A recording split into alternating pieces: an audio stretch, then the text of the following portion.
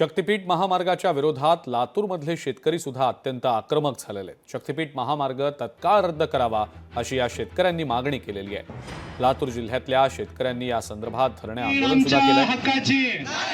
आंदोलन करणाऱ्या या शेतकऱ्यांसोबत आमचे प्रतिनिधी सचिन अंकुलगे यांनी संवाद साधला। पाहूया। रद्द करा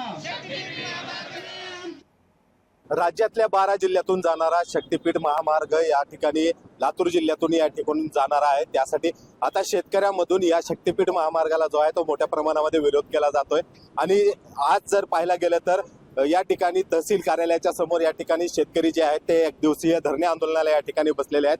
आपल्यासोबत काही शेतकरी आहेत, आपण त्यांच्याकडनं जाणून घेऊयात की नेमका या शक्तीपीठ महामार्गाला जो आहे तो याचा का विरोध आहे। तर आपल्यासोबत काही शेतकरी आहेत, काय सांगाल, आपला शक्तीपीठ महामार्गाला का विरोध आहे, कशासाठी? आतापर्यंत आमच्यासोबत किंवा शेतकऱ्यांसोबत किंवा भागातल्या कुठल्याही प्रतिनिधीसोबत शासकीय पातळीवरती कुठलाही विचार विमर्श न करता ही अलाइनमेंट टाकलेली आहे। या आखणीला, या अलाइनमेंटला आमचा पूर्णपणे कायमस्वरूपी विरोध आहे। किती जमीन या ठिकाणी बाधित होणार आहे आणि त्याचा परिणाम काय होणार आहे नेमका? प्रत्यक्ष जवळपास एक अंदाजे आता 500 हेक्टर हे येणाऱ्या कालावधीमध्ये अजून तेवढीच म्हणायला हरकत नाही की प्रत्यक्ष महामार्गाखाली जाईल अशी शंका आहे।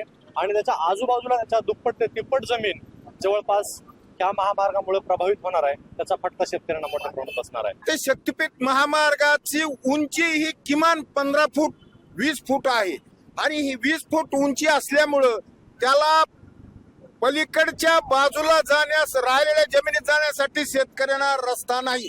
3-4 किलोमीटर मधून तो रस्ता मिळणार आहे। 3-4 किलोमीटर जाणं, 3-4 किलोमीटर वापस येणं आणि पुन्हा शेतात जाणं। जमीन दगडी चाललेली, पहिली एकदा गेलेली, आता दुसऱ्यांदा चाललेली। आम्ही तर बेघर व्हायला लागला, आम्हाला जगासारखी इच्छाच राहिलेली नाही सरकारकडे। लोकशाही मराठी ऐका, पहा, जागरूक रहा।